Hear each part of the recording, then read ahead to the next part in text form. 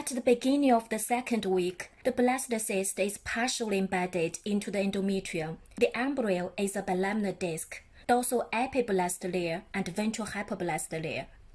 Hypoblast cells start to migrate to form a fetal membrane lining the blastocele, which forms the wall of the primitive yolk sac.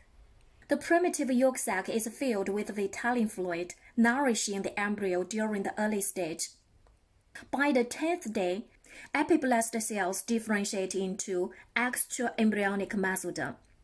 Then, over time, spaces start to form in the extraembryonic mesoderm. Finally, these spaces fuse to form one large cavity, called extraembryonic coelom or chorionic cavity. It continues to expand, and eventually a thin layer of the extraembryonic mesoderm lines the outer surface of the embryo and yolk sac and inside of the trophoblast. By the 13th day, the endodermal cells produce additional cells that migrate along the inside of the extraembryonic mesoderm, forming a new cavity within extraembryonic coelom. This new cavity is known as secondary yolk sac or definitive yolk sac. Thus, the wall of the yolk sac is composed of endodermal cells and a thin layer of extraembryonic mesodermal cells. During the 4th week of development, the embryo folds in two directions, longitudinal section and transverse section. During the folding, part of endoderm of the yolk sac is incorporated into the primitive gut. The remainder of the yolk sac remains connected with the endoderm by way of Fetal duct. As the 6th week, the Fetal duct obliterates as the yolk sac gradually degenerates.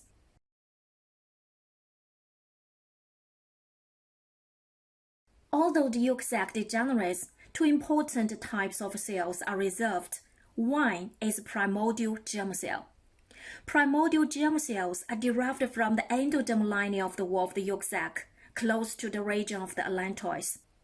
And subsequently, they migrate to the developing gonads, as then they differentiate into spermatogonia in males and oogonia in females. Early at the 3rd week, in the extraembryonic mesoderm layer of the yolk sac, some mesoderm cells become aggregates called blood island.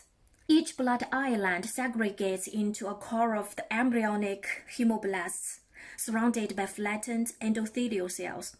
The endothelial cells develop into blood vessel endothelium. The hemoblasts differentiate into the primitive blood cells to the embryonic circulation. However, blood formation doesn't begin in the embryo until the 5th week. On day 16, the caudal wall of the yolk sac extends into the connecting stalk, forming a sausage-like diverticulum called allantois. In the extraembryonic mesoderm layer of the allantois, as in the wall of the yolk sac, extraembryonic mesoderm cells form blood vessels.